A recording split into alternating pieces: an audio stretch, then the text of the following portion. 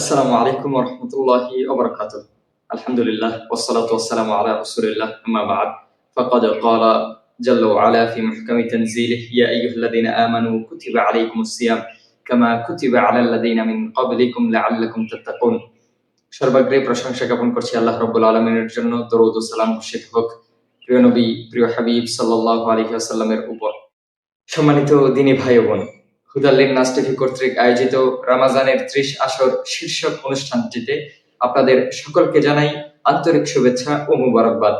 আমাদের ধারাবাহিক এই অনুষ্ঠানটিতে আজকের অধিবেশনে আমরা জানব সিয়ামের ফজিলত। সম্মানিত সুধী, আল্লাহ রাব্বুল আলামিন পবিত্র কালামুল্লাহতে ইরশাদ করেন, ইয়া আইয়ুহাল্লাযীনা আমানু কুতিবা আলাইকুমুস সিয়াম কামা কুতিবা আলাল লাযীনা মিন ক্বাবলিকুম লাআল্লাকুম তাত্তাকুন। ঈমানদারগণ, তোমাদের উপরে রমজানের সিয়ামকে ফরজ করা হয়েছে, বাধ্যতামূলক করা হয়েছে, যেভাবে তোমাদের পূর্ববর্তীদের উপরেও রমজানের সিয়াম ফরজ ছিল। কেন করা হয়েছে? লাআল্লাকুম তাত্তাকুন, যাতে তোমরা মুত্তাকি হতে পারো, যাতে তোমরা পরহেজগার হতে পারো, যাতে তোমরা তোমাদের ঈমানকে আরো মজবুত করতে পারো, আরো দৃঢ় করতে পারো। আল্লাহ রাব্বুল আলামিন হাদিসে কুদসিতে বলছেন, আস-সাওমু লি ওয়া আনা আজজি বিহি। সিয়াম হচ্ছে একান্তই আমার জন্য করা ইবাদত এবং এই ইবাদতের প্রতিদান আমি নিজে দেব। সম্মানিত সুধী, আল্লাহর হাবিব সাল্লাল্লাহু আলাইহি ওয়াসাল্লাম আরো বলেন, মান সামা রমাদানা ঈমানান ওয়া ইহতিসাবা গুফিরা লাহু মা তাকদ্দামা মিন যামবিহি। যে ব্যক্তি রমজানের সিয়াম পালন করলো সওয়াবের আশায় এবং ঈমানের সহিত, গুফিরা লাহু মা তাকদ্দামা মিন যামবিহি, তার পূর্বের সকল গুনাহ আল্লাহ রাব্বুল আলামিন মিটিয়ে দিবেন, মাফ করে দিবেন। সম্মানিত সুধী, নিঃসন্দেহে সওম একটি ধৈর্যের কাজ, নিঃসন্দেহে সওম একটি সংযমের ইবাদত। এই সওমের মাধ্যমে সারাদিন ক্ষুধা, ক্লেশ, ক্লান্তি ইত্যাদির উপরে সবর করতে হয়। আর এই সবরের ব্যাপারে আল্লাহ রাব্বুল আলামিন বলেন, ইন্নামা ইউওয়াফাস সাবিরুনা আজরুহুম বিগাইরি হিসাব। আল্লাহ রাব্বুল আলামিন ধৈর্যশীলদেরকে, সবরকারীদেরকে বেহিসাবি প্রতিদান দিবেন। সেক্ষেত্রে সওমও একটি সবরের ইবাদত এবং এই সওমের মাধ্যমে আমরা বেহিসাবি প্রতিদানও পেতে পারি।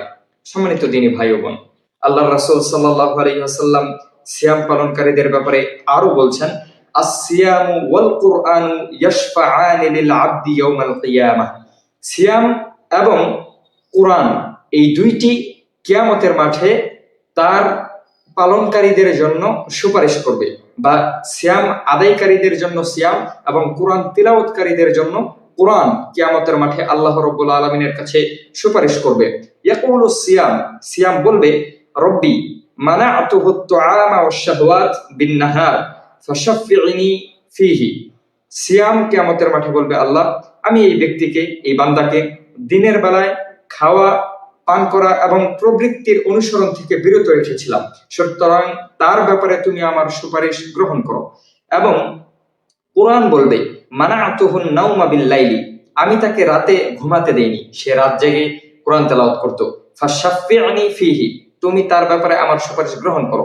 ক্বালা ফা ইউশাফাআন, রাবী বলছেন, আল্লাহর রাসূল সাল্লাল্লাহু আলাইহি ওয়াসাল্লাম বলেছেন যে অতঃপর সিয়াম এবং কুরআন এই দুইটার সুপারিশ গ্রহণ করা হবে এবং কুরআন তেলাওয়াতকারী এবং সিয়াম পালনকারীকে জান্নাতে দেওয়া হবে। সুবহানাল্লাহি ওয়া বিহামদিহি সুবহানাল্লাহিল আযীম।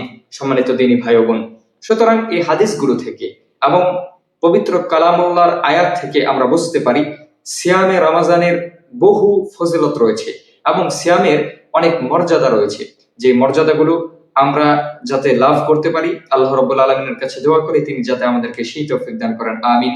আসসালামু আলাইকুম ওয়া রাহমাতুল্লাহি ওয়া বারাকাতুহু। هدى للناس